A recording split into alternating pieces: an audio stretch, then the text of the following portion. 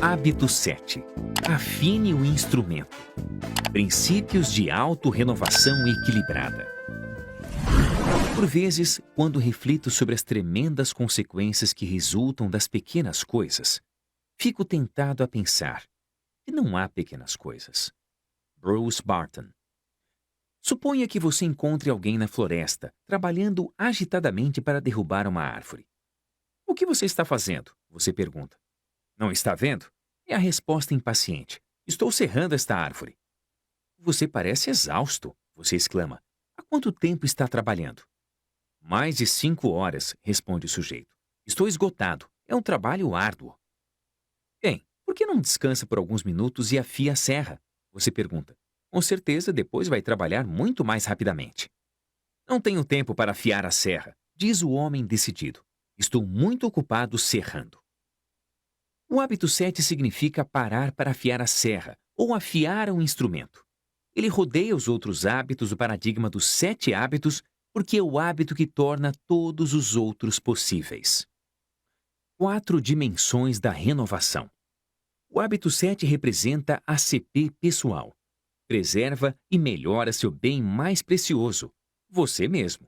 Renova as 4 dimensões de sua natureza: física, exercício, nutrição, cuidados com estresse; espiritual, clareza de valores e envolvimento, estudo e meditação; mental, leitura, visualização, planejamento, escrita; e social e emocional, ajuda, empatia, sinergia, segurança interna. Apesar de as palavras variarem, a maioria das filosofias de vida lida explícita ou implicitamente com estas 4 dimensões. O filósofo Herb Shepard descreve uma vida saudável e equilibrada a partir de 4 valores: perspectiva, espiritual; autonomia, mental; ligação, social; e tônica, física. George Shinnon, o guru da corrida, descreve 4 papéis: ser um bom animal, físico; um bom artesão, mental; um bom amigo, social; e um santo, espiritual.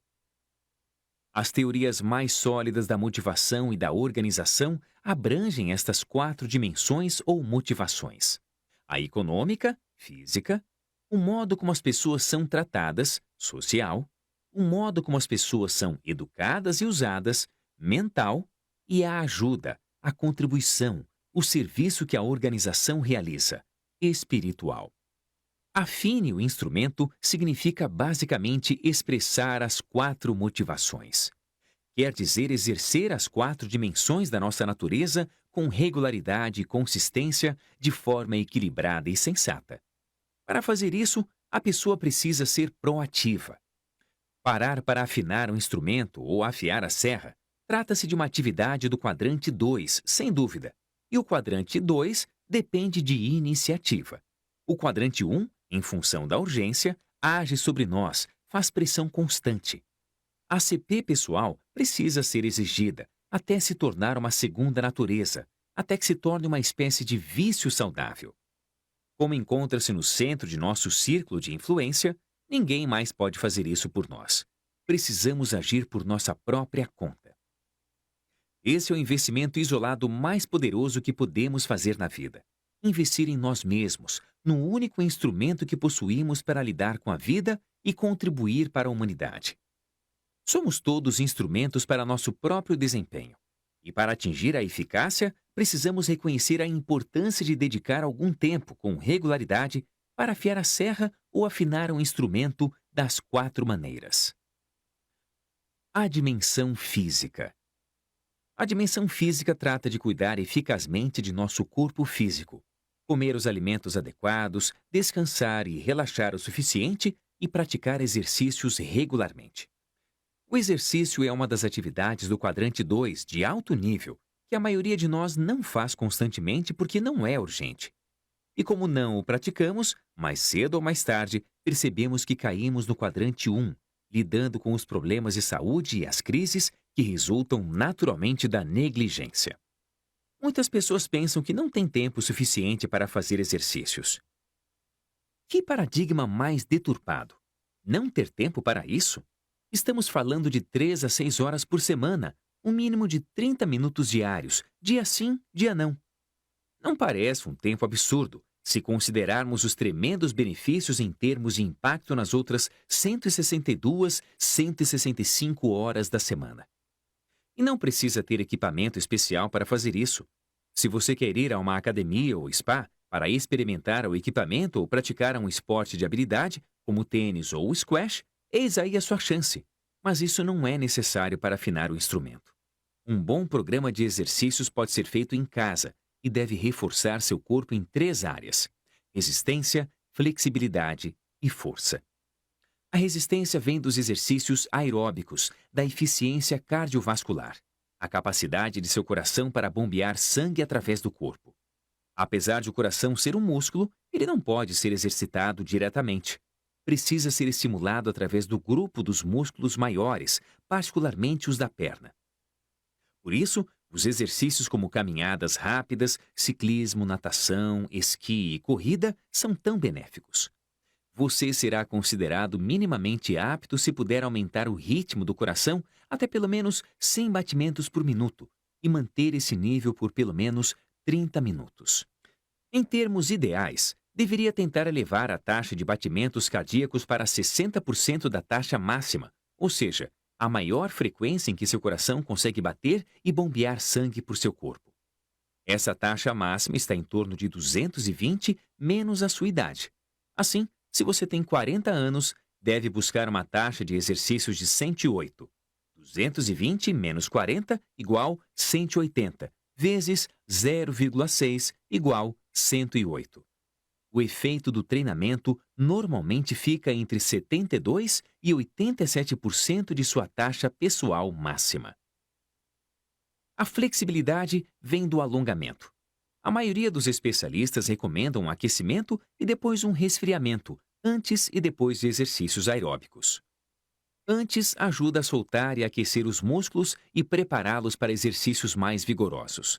Depois, colabora para dissipar o ácido lático, evitando que a pessoa sinta-se dura e dolorida. A força vem dos exercícios que dão resistência aos músculos, como levantamento de pesos, flexões e exercícios calistênicos. A ênfase a ser colocada no desenvolvimento da força vai depender da sua situação. Se está envolvido com trabalho físico ou atividades atléticas, o aumento da força melhorará seu desempenho. Se tem um trabalho basicamente sedentário e não necessita de muita força para atingir o sucesso em seu modo de vida, um pouco de tonificação através de calistênicos, em adição aos exercícios de aeróbica e alongamento, costuma ser suficiente. Fui certa vez a uma academia com um amigo, PhD em fisiologia de exercícios. Ele se concentrava em aumentar a força. Pediu que o observasse enquanto ele fazia exercícios na prancha e disse que em determinado momento eu deveria pegar os halteres. Mas não faça isso antes de eu mandar, ele disse imperativo. Assim, esperei e me preparei para pegar os halteres. Eu via os pesos subindo e descendo, subindo e descendo. Percebi que estava ficando difícil, mas ele continuava tentando. Quando começava a erguer, eu pensava, ele não vai conseguir. Mas conseguia. Depois os baixava vagarosamente e recomeçava a erguê-los. Para cima e para baixo, para cima e para baixo. Finalmente, quando olhei para seu rosto, contraído pelo esforço, os vasos sanguíneos praticamente saltando da pele, pensei, os halteres vão cair e esmagar o peito dele. Talvez seja a hora de tirar o peso das mãos dele. Talvez tenha perdido o controle e não saiba mais o que está fazendo. Mas ele conseguia baixar os pesos em segurança. E começava a erguê-los novamente. Eu mal podia acreditar. Quando ele finalmente me pediu para pegar os pesos, eu disse, por que esperou tanto tempo? Praticamente todo o benefício do exercício acontece na parte final, Stephen, foi a resposta. Estou tentando aumentar a força. E isso só acontece quando as fibras musculares se rompem e as fibras nervosas acusam a dor. Depois, a natureza compensa o esforço e em 48 horas, as fibras ficam mais fortes do que antes. Eu entendi o seu ponto de vista. O mesmo princípio funciona também para os músculos emocionais, como a paciência. Quando alguém exercita a paciência até ultrapassar os limites anteriores, a natureza faz a compensação e, na próxima vez, a fibra tem mais força. Esse meu amigo queria aumentar sua força muscular e sabia como fazer isso. Nem todos precisamos desenvolver esse tipo de força para atingir a eficácia. Sem dor, sem progresso é um lema que tem validade em determinadas circunstâncias, mas não é a essência de um programa de exercícios eficaz. A essência da renovação no plano físico é afinar o instrumento, exercitar o corpo de forma constante, que preserve e aumente a capacidade de trabalho, adaptação e fruição. Precisamos agir com sabedoria na hora de planejar um programa de exercícios. Existe uma tendência, especialmente se você não faz exercício algum, de exagerar.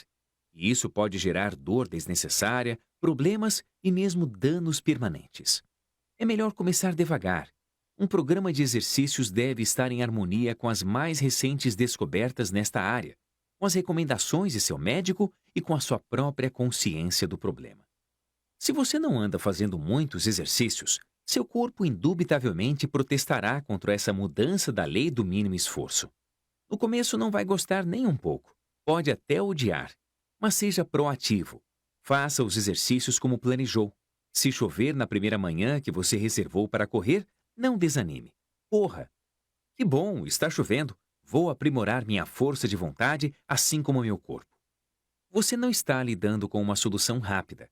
Trata-se de uma atividade do quadrante 2 que trará resultados fenomenais a longo prazo. Pergunte a qualquer um que já experimentou isso com insistência. Pouco a pouco, sua taxa de batimentos cardíacos em repouso vai diminuir, à medida que seu coração e seu sistema de processamento do oxigênio se tornam mais eficientes. Quando você melhorar a capacidade de seu corpo para coisas mais ousadas, descobrirá que suas atividades normais são mais confortáveis e agradáveis. Vai sentir mais disposição à tarde e a fadiga que o deixava sempre tão cansado para se exercitar no passado será substituída por uma energia que injetará ânimo em todas as atividades que fizer. Provavelmente, o maior benefício resultante dos exercícios será o desenvolvimento dos músculos da proatividade do hábito 1. Quando você age baseado no valor do bem-estar físico, em vez de se conformar com as forças que o afastam dos exercícios, seu paradigma de si mesmo, seu amor próprio, sua autoconfiança e sua integridade serão profundamente afetados.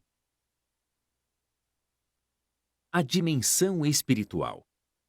Renovar a dimensão espiritual acrescenta liderança à sua vida.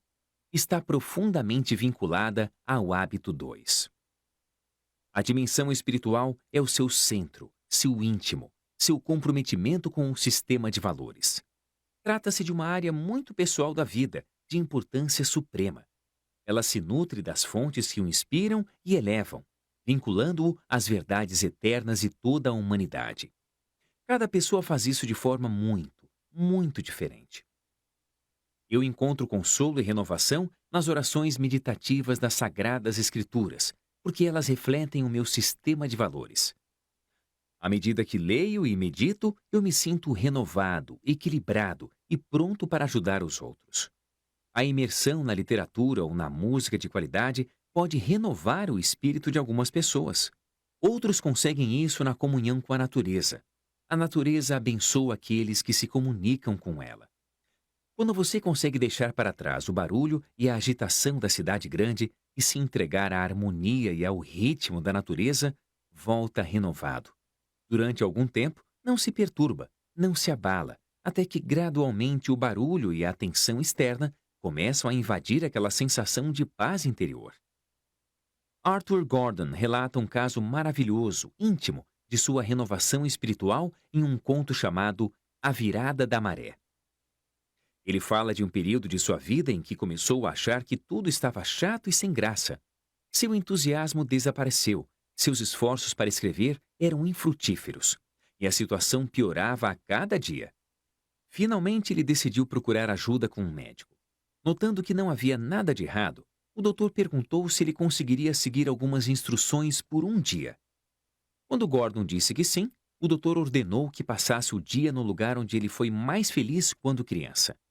Ele poderia levar comida, mas não deveria falar com ninguém, nem ler, escrever ou escutar rádio.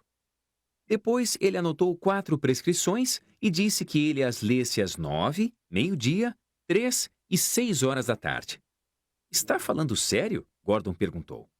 Vai ver que eu não brinco em serviço quando receber a conta, foi a resposta. Assim, na manhã seguinte, Gordon foi para a praia. Abriu a primeira prescrição que dizia: ouça cuidadosamente. Ele pensou que o médico estava louco. Como poderia ficar ali ouvindo durante 3 horas? Mas havia concordado em seguir as instruções do médico, de forma que ficou lá ouvindo. Escutou os sons naturais do mar e dos pássaros. Depois de um tempo, ele já conseguia ouvir outros sons, que não eram tão claros no início. Enquanto ouvia, começou a pensar nas lições que o mar lhe ensinara quando criança: a paciência, o respeito, a consciência da interdependência das coisas. Ele começou a ouvir os sons e o silêncio e a sentir uma paz crescente. Ao meio-dia, ele abriu a segunda folha de papel. Estava escrito: tente voltar. Voltar para onde? Pensou. Talvez para a infância, talvez para as lembranças de um tempo feliz. Ele pensou em seu passado, sobre os muitos momentos de alegria. Ele tentou recordá-los com exatidão, e ao recordar, sentiu um calor aconchegante dentro de si. Ele abriu a terceira prescrição às 3 da tarde. Até então, as instruções haviam sido fáceis de seguir. Mas aquela era diferente e dizia: examine seus motivos. No início, ele ficou na defensiva, pensou no que desejava: sucesso, reconhecimento, segurança, e justificou todos eles. Mas um pensamento lhe ocorreu depois. Estes motivos não eram bons o suficiente, e talvez nisso estivesse a resposta para a situação estagnada. Ele refletiu profundamente sobre seus motivos. Ele pensou na felicidade passada, e finalmente a resposta veio a ele. Em um momento de clareza, ele escreveu: vi que nada pode dar certo se os motivos estiveram errados. Não faz diferença se você é carteiro, cabeleireiro, vendedor de seguros ou dona de casa. Não importa. Desde que sinta que está servindo aos outros, está fazendo um bom trabalho. Quando se preocupa apenas em contentar a si mesmo, você o executa de um jeito pior. É uma lei tão inexorável quanto a lei da gravidade. Às 6 da tarde, pôde cumprir a última instrução rapidamente. Anote suas preocupações na areia, dizia o papel. Ele se ajoelhou e escreveu várias palavras com um fragmento de concha. Depois, levantou-se e foi embora. Ele nem precisou olhar para trás. Sabia que a maré estava subindo. A renovação espiritual exige tempo, mas é uma atividade quadrante 2 e não podemos recusar o tempo necessário a ela. O grande reformador Martinho Lutero teria dito: tenho tantas coisas para fazer hoje que precisarei passar mais uma hora ajoelhado. Para ele, a oração não era uma tarefa mecânica, e sim a fonte do poder que libertava e multiplicava suas energias. Perguntaram a um mestre zen oriental que mantinha sempre a paz e a serenidade apesar de as pressões que enfrentava: como consegue manter a serenidade e a paz? Ele respondeu: jamais abandono o meu local de meditação. Ele meditava pela manhã e durante o resto do dia carregava consigo a paz daqueles momentos, em sua mente e em seu coração. A ideia é que, ao passarmos algum tempo refletindo sobre o centro da liderança em nossas vidas, sobre o que é a vida, em última análise, o resultado se abre como um guarda-chuva por cima de todo o resto. Ele nos renova e revigora, particularmente se estamos comprometidos com ele. É por isso que acredito que uma missão pessoal seja tão importante.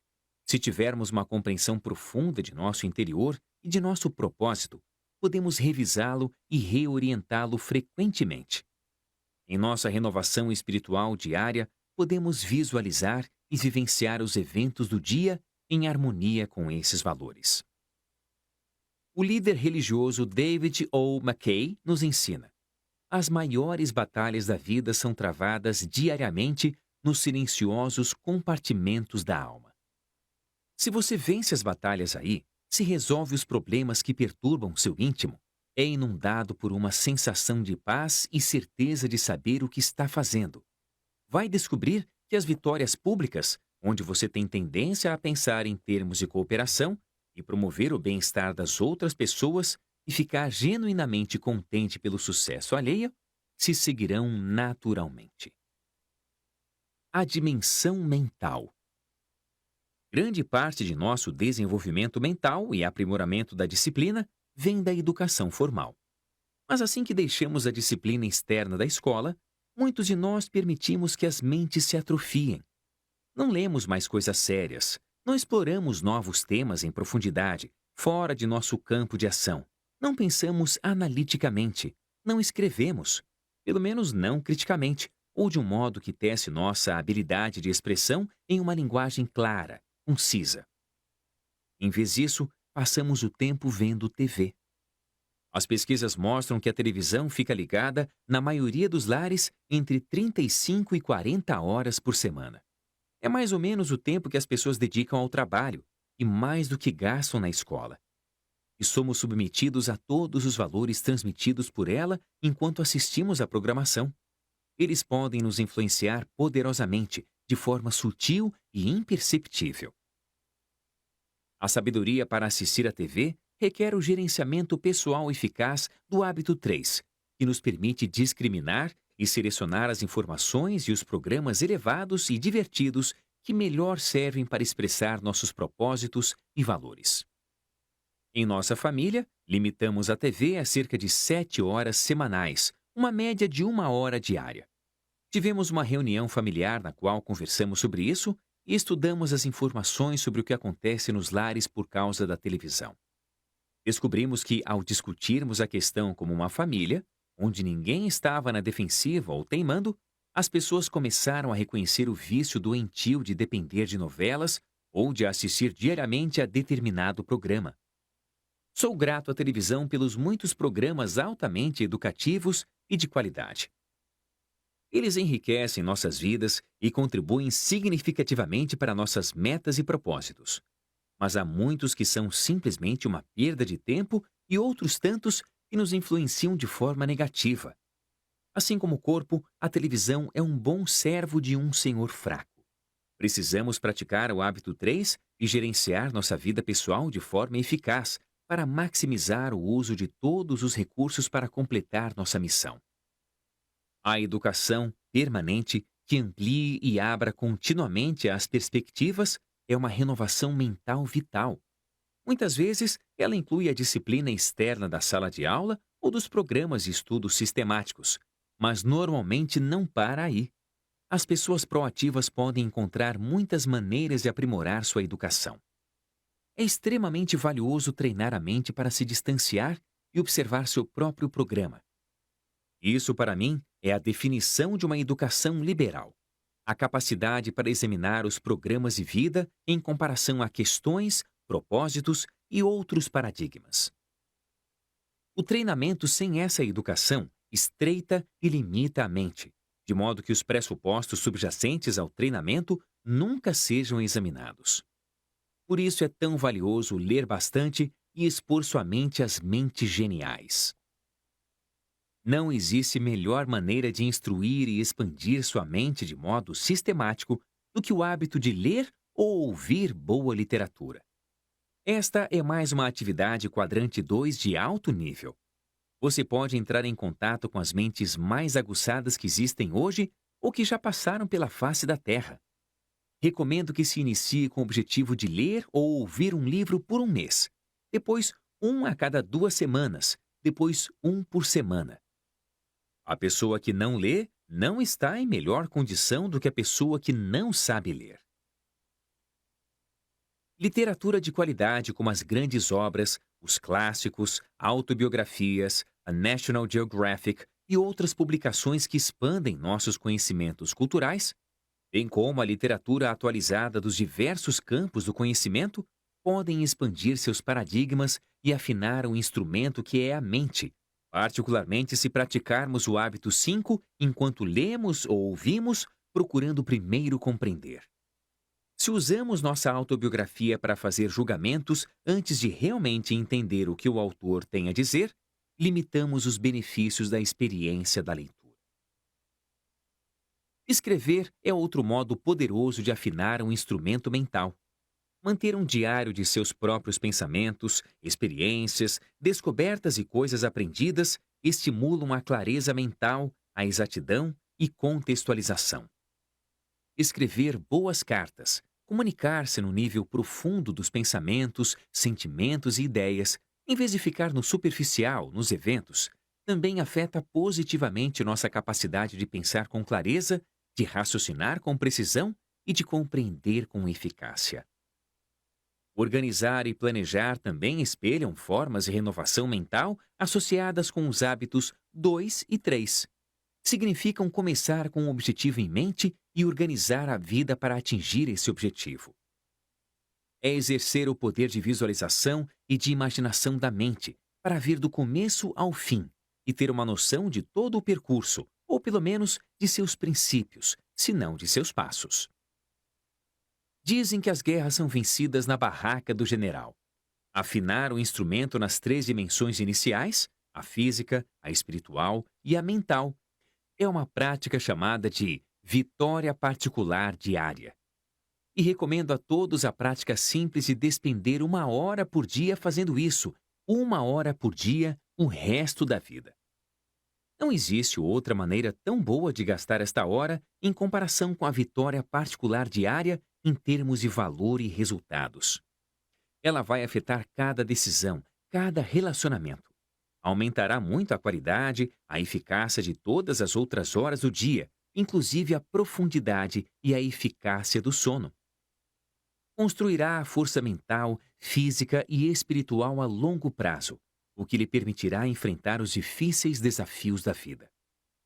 Nas palavras de Phillips Brooks, algum dia, nos anos que virão, você estará lutando com a grande tentação ou tremendo em função da grande dor de sua vida. Mas a luta real é aqui e agora. Agora, se decide se, no dia de sua dor ou tentação suprema, você falhará vergonhosamente ou triunfará com glória. O caráter só pode ser forjado por meio de um processo longo, contínuo. A dimensão social emocional.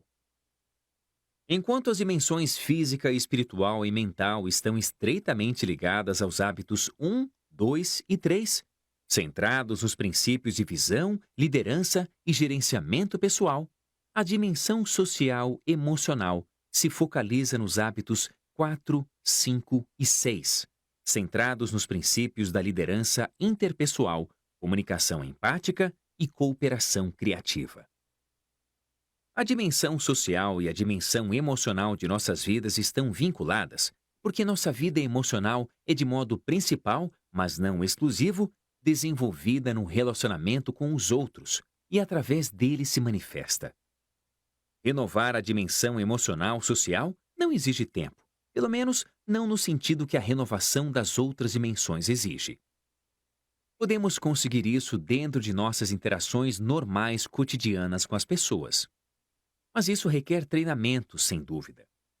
Teremos de incentivar a nós mesmos, porque muitos de nós ainda não atingimos o nível da vitória particular e os requisitos da vitória pública necessários para que os hábitos 4, 5 e 6 venham naturalmente a nós em todas as interações. Suponha que você seja uma pessoa-chave em minha vida. Você pode ser chefe, subordinado, colega de serviço, amigo, vizinho, esposa, filho, membro da família, qualquer um com quem eu quero ou preciso interagir. Suponhamos que precisemos trabalhar, comunicar, discutir uma questão fundamental, atingir um objetivo ou discutir um problema juntos. Mas vemos as coisas de modo distinto. Estamos olhando através de lentes diferentes. Você vê a moça, eu, a velha senhora. Sendo assim, eu pratico o hábito 4, vou até você e digo: posso ver que você está abordando a situação de um modo diferente. Por que não concorda em nos comunicarmos até encontrar uma solução que seja satisfatória para os dois? Estaria disposto a fazer isso? A maioria das pessoas estaria propensa a dizer sim a esta proposta. Depois eu passo para o hábito 5. Vou ouvir você primeiro. Em vez de ouvir com a intenção de responder, eu ouço empaticamente, para que possa compreender seu paradigma em profundidade. Quando eu puder explicar seu ponto de vista tão bem quanto você mesmo, aí eu me concentro em mostrar meus pontos de vista para você, de forma que possa compreendê-los também. baseados no compromisso de buscar uma solução mutuamente satisfatória, bem como uma compreensão profunda dos pontos de vista do outro, passamos para o hábito 6. Trabalhemos juntos para produzir uma terceira alternativa. Soluções para nossas diferenças que reconhecemos como melhores do que qualquer das propostas anteriores, feitas por um de nós isoladamente. O sucesso nos hábitos 4, 5 e 6 não é uma questão prioritária de intelecto, é muito mais uma questão de emoção. Está profundamente ligado a nosso senso de segurança pessoal. Se nossa segurança pessoal deriva de fontes interiores, então temos a força para praticar os hábitos da vitória pública. Se somos inseguros emocionalmente, apesar de termos avançado bastante intelectualmente, praticar os hábitos 4, 5 e 6 com pessoas que pensam de modo diferente em questões importantes da vida pode ser terrivelmente ameaçador. De onde vem a segurança interna? Ela não deriva do que os outros pensam da gente ou do modo como nos tratam. Não vem dos papéis que prepararam para nós. Não vem de nossa posição ou condição de momento. Ela vem de dentro. Deriva de paradigmas adequados e princípios corretos existentes em nossos corações e mentes. Vem de uma coerência de dentro para fora, de uma vida íntegra, na qual os hábitos diários reflitam os valores mais profundos. Acredito que uma vida íntegra é a fonte fundamental do valor pessoal. Discordo da literatura do sucesso popular que diz ser o amor próprio basicamente uma questão de força de vontade, de atitude, que a pessoa pode se predispor para a paz de espírito. A paz de espírito chega quando sua vida está em harmonia com os princípios e valores verdadeiros e de nenhum outro modo. Existe também a segurança íntima que vem como resultado de uma vida interdependentemente eficaz. Há segurança em se saber que as soluções ganha-ganha existem, que a vida não é sempre ou eu ou ele, e quase sempre há terceiras alternativas mutuamente benéficas. Há segurança em saber que você pode sair de seu próprio quadro de referências sem conceder, e pode compreender profunda e verdadeiramente um outro ser humano. Há segurança que surge quando você interage autêntica, criativa e cooperativamente com outras pessoas e realmente vive os hábitos interdependentes. Existe segurança íntima derivada da disponibilidade, da ajuda significativa às outras pessoas. Seu trabalho é uma fonte importante de segurança quando você se vê em uma condição criativa e contribui fazendo realmente diferença. Outra fonte é a caridade anônima. Ninguém sabe disso e ninguém saberá necessariamente. Mas este não é o ponto. A questão é abençoar a vida de outras pessoas. Influência, não reconhecimento, torna-se o motivo. Viktor Frankl concentrou-se na necessidade de significado e propósito em nossas vidas.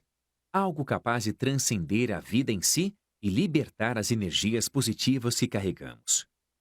O falecido Dr. Hans Selye, em sua monumental pesquisa sobre estresse, basicamente diz que uma vida longa, saudável e feliz resulta das contribuições feitas dos projetos significativos que são pessoalmente excitantes, contribuindo e abençoando a vida das pessoas.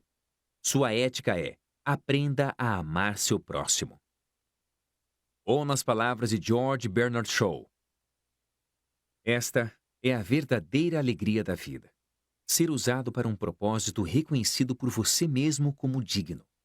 Ser uma força da natureza, em vez de um amontoado febril e egoísta de ressentimentos e frustrações, sempre reclamando que o mundo não se devota a torná-lo feliz.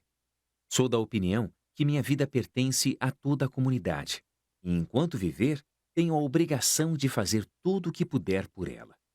Quero estar totalmente esgotado quando morrer, pois quanto mais trabalho, mais eu vivo. Eu me regozijo com a vida pelo que ela traz. A vida não é uma vela breve para mim. É uma espécie de tocha esplêndida que preciso segurar no momento e quero que queime com o maior brilho possível antes de passá-la para gerações futuras. N. Eldon Tanner disse: A assistência é o aluguel que pagamos pelo privilégio de viver na Terra. E há muitas maneiras de servir. Quer façamos parte de uma igreja, de uma organização filantrópica, de um serviço que apresente oportunidades significativas para a caridade ou não. Nenhum dia se passa sem que possamos servir pelo menos a um ser humano fazendo doações de amor incondicional. Influenciando os outros. A maioria das pessoas vive em função do espelho social, sendo influenciada por opiniões, ideias e paradigmas das pessoas à sua volta. Na condição de pessoas interdependentes, eu e você temos um paradigma que inclui a noção de fazer parte desse espelho social. Podemos escolher refletir de volta para os outros uma visão clara e sem distorções de si mesmos. Podemos reforçar sua natureza proativa e tratá-los como pessoas responsáveis. Podemos ajudar a torná-los indivíduos centrados nos princípios, baseados nos valores, independentes e responsáveis. E com a mentalidade de abundância, perceber que fornecer um reflexo positivo para os outros não nos diminui em nada. Só amplia nosso ser, porque aumenta as possibilidades de interação eficaz com outras pessoas proativas. Em determinado momento de sua vida, provavelmente já encontrou alguém que acreditou em você, quando nem você mesmo era capaz disso. Essa pessoa o influenciou. Será que ela fez alguma diferença em sua vida? E se você tivesse uma influência positiva, capaz de incentivar outra pessoa? Quando o espelho social orientá-las para seguir o caminho mais baixo, você pode influenciá-las para pegar o mais nobre, porque acredita nelas. Você as ouve e empatiza com elas. Você não as absolve da responsabilidade, mas as encoraja a ser proativas. Talvez você conheça o musical Homem de la Mancha. É uma belíssima história medieval de um cavaleiro que encontra uma mulher na rua, uma prostituta. Ela tem sido confirmada em seu modo de vida por todas as pessoas que passam por sua vida. Mas esse cavaleiro poeta vê algo mais nela, algo belo e adorável. Ele também vê sua virtude e insiste nela, mais e mais.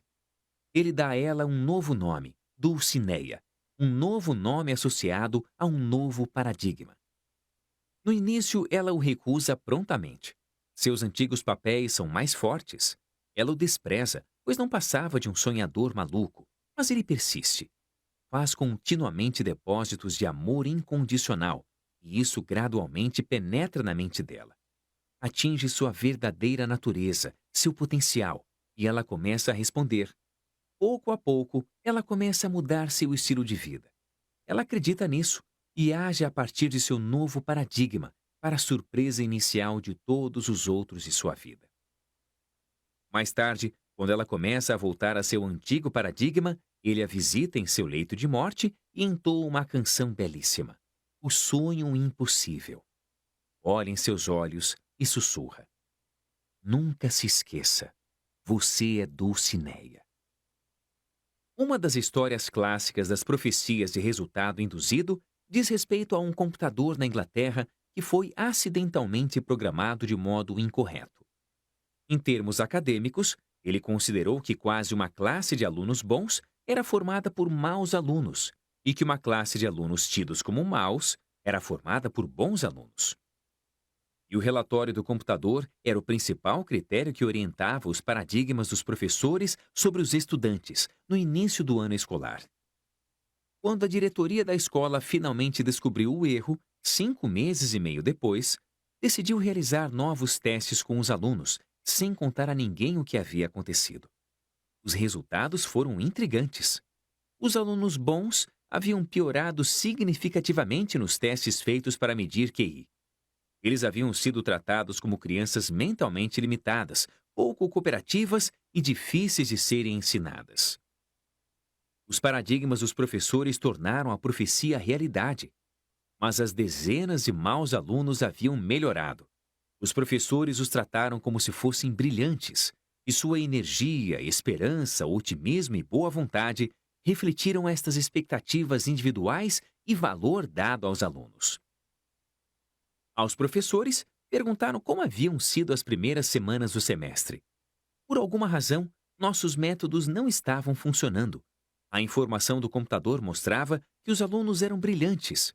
Se as coisas não estavam indo bem, eles concluíram que o problema se encontrava nos métodos de ensino. E eles reviram os métodos, foram proativos, trabalharam dentro de seu círculo de influência.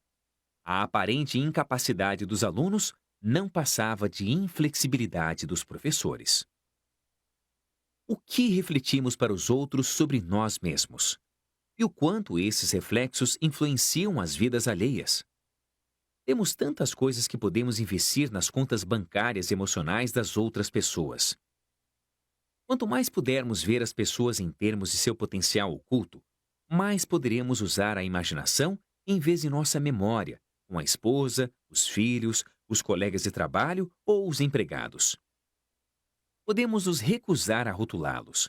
Podemos vê-los de novas formas, a cada vez que estivermos juntos. Podemos ajudá-los para que se tornem independentes, seguros, capazes de conduzir relações profundas, ricas, satisfatórias e produtivas com os outros. Goethe nos ensinou: trate um homem como ele é, e ele continuará sendo como é. Trate-o como ele pode e deve ser, e ele se tornará o que pode e deve ser. Equilíbrio na renovação.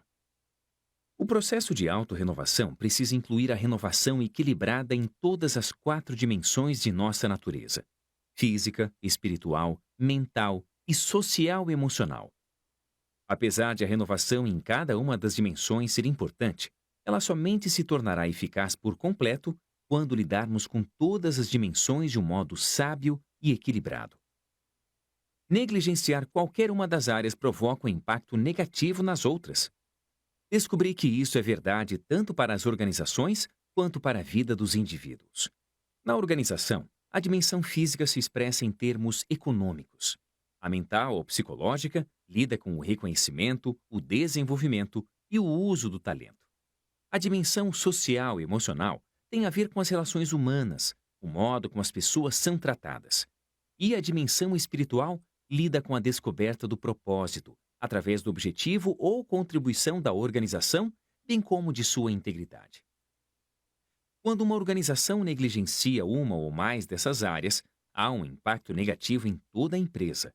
As energias criativas que poderiam resultar em uma sinergia tremenda, poderosa, são usadas para lutar contra a organização e se tornam forças restritivas do crescimento e da produtividade.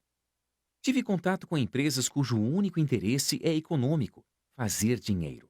Normalmente elas não alardeiam esse propósito. Por vezes, até divulgam outros objetivos, mas lá no fundo, seu único desejo é ganhar dinheiro. Sempre que me deparo com isso, também encontro uma grande quantidade de sinergia negativa na cultura, gerando coisas como rivalidade interdepartamental, comunicação defensiva e protegida, politicagem e teimosia. Não podemos viver com eficácia sem ganhar dinheiro, mas esta não é uma razão suficiente para a existência de uma organização. Não podemos viver sem comer, mas não vivemos só para comer. Na outra ponta do espectro, vi organizações que se concentram quase que exclusivamente na dimensão social-emocional. Elas são, em certo sentido, uma espécie de experimento social e não possuem critérios econômicos em seu sistema de valores. Não possuem medida ou padrão de eficácia e, como resultado, perdem toda a eficiência e, finalmente, seu lugar no mercado.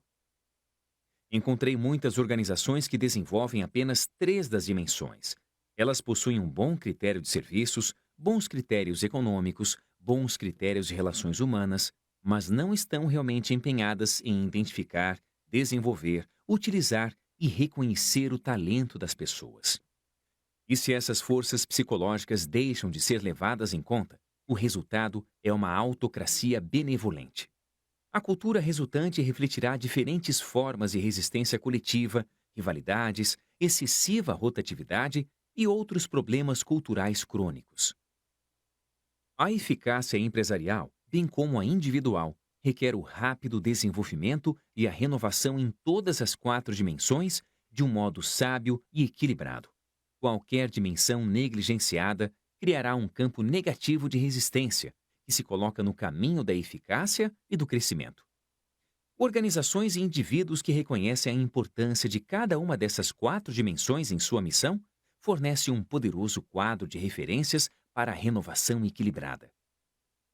Esse processo de melhoria contínua é a marca registrada do movimento para a qualidade total e a chave da primazia econômica do Japão. Sinergia na renovação. A renovação equilibrada é sinérgica ao máximo. As coisas que você faz para afinar o instrumento em uma dimensão causam um impacto positivo nas outras dimensões, porque elas estão estreitamente interligadas. Sua saúde física afeta sua saúde mental. Sua força espiritual afeta sua força social e emocional. À medida que você melhora em uma dimensão, aumenta sua habilidade também nas outras. Os 7 hábitos das pessoas altamente eficazes criam o máximo de sinergia entre essas dimensões. A renovação em qualquer dimensão aumenta sua capacidade de viver pelo menos um dos 7 hábitos. E apesar de os hábitos serem sequenciais, o desenvolvimento sinérgico de um deles aumenta sua capacidade de viver os outros.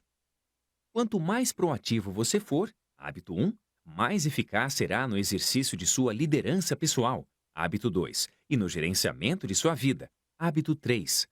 Quanto mais eficácia no gerenciamento de sua vida, hábito 3, mais atividades renovadoras terá no quadrante 2, hábito 7. Quanto mais você procura primeiro compreender, hábito 5, mais eficaz será na busca de soluções sinérgicas para ganha-ganha, hábitos 4 e 6. Quanto mais você se aprimora nos hábitos que levam à independência, hábitos 1, 2 e 3, mais eficaz será em situações interdependentes, hábitos 4, 5 e 6. E a renovação, hábito 7, é o processo de revitalizar todos os outros hábitos.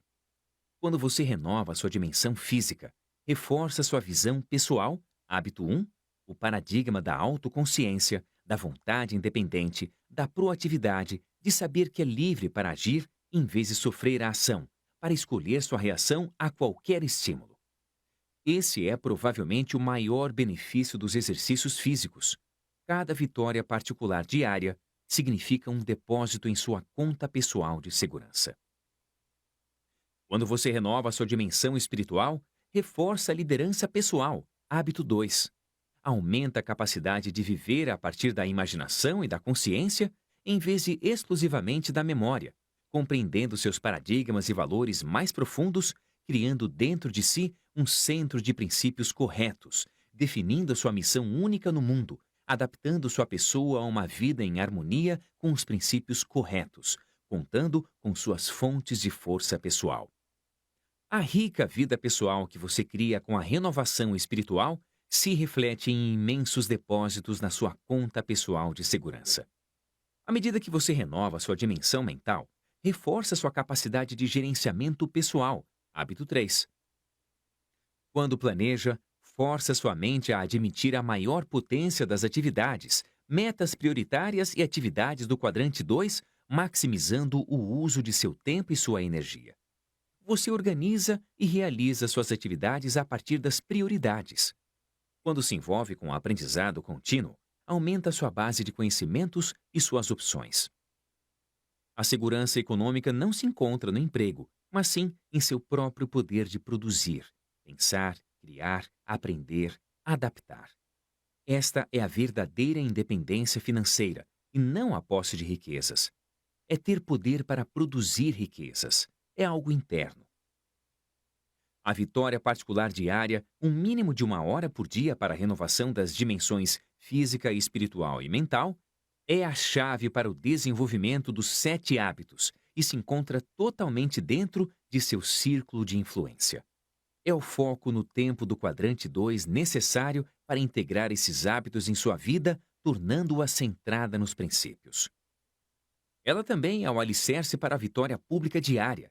É a fonte da segurança íntima necessária para afinar um instrumento na dimensão social e emocional. Ela lhe dá a força pessoal para se concentrar em seu círculo de influência nas situações interdependentes, olhar para os outros com o paradigma da mentalidade de abundância, valorizar de verdade as diferenças e ficar feliz com o sucesso alheio. Isso lhe dá base para lutar pela compreensão genuína e as soluções ganha-ganha sinérgicas para praticar os hábitos 4, 5 e 6 em uma realidade interdependente. A espiral ascendente. A renovação é o princípio e o processo que nos dá a força necessária para nos movermos em uma espiral ascendente de crescimento e mudança, de melhoria contínua. Para realizar um progresso significativo e consistente ao longo dessa espiral, precisamos levar em conta um outro aspecto da renovação, que se aplica ao dom exclusivamente humano que dirige o movimento ascendente: nossa consciência. Nas palavras de Madame de Staël, a voz da consciência é tão delicada que é fácil ignorá-la, mas também é tão clara que se torna impossível iludi-la. A consciência é o dom que percebe nossa coerência ou desvio dos princípios corretos e nos leva até eles quando está em forma. Assim como a educação dos músculos e nervos é vital para a excelência atlética e a educação da mente vital para o estudioso, a educação da consciência é vital para a pessoa verdadeiramente proativa, altamente eficaz. Treinar e educar a consciência, contudo, exige uma concentração imensa, muita disciplina equilibrada, uma vida honesta e coerente. Exige dedicação regular à literatura de inspiração, pensamentos nobres e, acima de tudo, a vida em harmonia com sua pequena voz. Assim como comida inadequada e falta de exercício podem acabar com a condição de um atleta, as coisas obscenas, rudes ou pornográficas podem gerar uma escuridão no íntimo, capaz de obscurecer nossa sensibilidade e substituir a consciência natural ou divina do que é certo e errado pela consciência social do serei descoberto? Nas palavras de Dag Hammarskjöld, você não pode brincar com um animal dentro de si sem se tornar um animal completo, flertar com a falsidade sem destruir seu direito à verdade, envolver-se com a crueldade sem perder a sensibilidade da mente. Quem quer manter o jardim bonito não guarda um canto para as ervas daninhas. Como temos a autoconsciência, devemos escolher os propósitos e princípios segundo os quais viveremos. De outro modo, o vácuo será preenchido por outras coisas, perderemos nossa autoconsciência e nos tornaremos animais vis que só vivem para a reprodução e a sobrevivência. As pessoas que existem nesse nível não estão vivendo, elas são vividas. Reagem sem saber nada dos dons únicos que jazem dormentes e obscurecidos dentro de si. E não existe atalho algum para seu desenvolvimento. A lei da colheita nos governa. Sempre colhemos o que semeamos, nem mais, nem menos. A lei da justiça é imutável, e quanto mais vivemos em conformidade com nossos princípios, melhor será nosso julgamento sobre a forma como o mundo opera e mais precisos serão nossos paradigmas, os mapas de nossos territórios. Acredito que enquanto crescemos e amadurecemos, nesta espiral ascendente, devemos nos aplicar diligentemente no processo de renovação, educando e ouvindo nossa consciência. Uma consciência mais educada nos impelirá para a frente no caminho da liberdade pessoal, segurança, sabedoria e poder. O movimento ao longo da espiral ascendente exige aprendizado, dedicação e ação em planos cada vez mais elevados. Estaremos enganando a nós mesmos se acharmos que apenas um deles basta. Para continuar progredindo, devemos continuar com o aprendizado, dedicação e ação cada vez mais. Sugestões de aplicação. Primeira, faça uma lista de atividades que o ajudariam a manter uma boa forma física, compatíveis com seu estilo de vida e que possam ser feitas regularmente. Segunda, selecione uma das atividades e a coloque como uma das metas em seus papéis pessoais para a próxima semana. No final da semana, avalie seu desempenho. Se não atingiu sua meta, terá sido por subordiná-la a um valor mais alto legítimo? Ou você deixou de agir com integridade em relação a seus valores? Terceira, faça uma lista similar de atividades renovadoras em suas dimensões espirituais e mentais. Na área social e emocional, anote os relacionamentos que gostaria de melhorar, ou as circunstâncias específicas em que a vitória pública traria mais eficácia. Selecione um item em cada área para a semana. Implemente e avalie. Quarta, comprometa-se a anotar atividades específicas de afinar o instrumento nas 4 dimensões, todas as semanas. Entre em ação e depois avalie seu desempenho e resultados.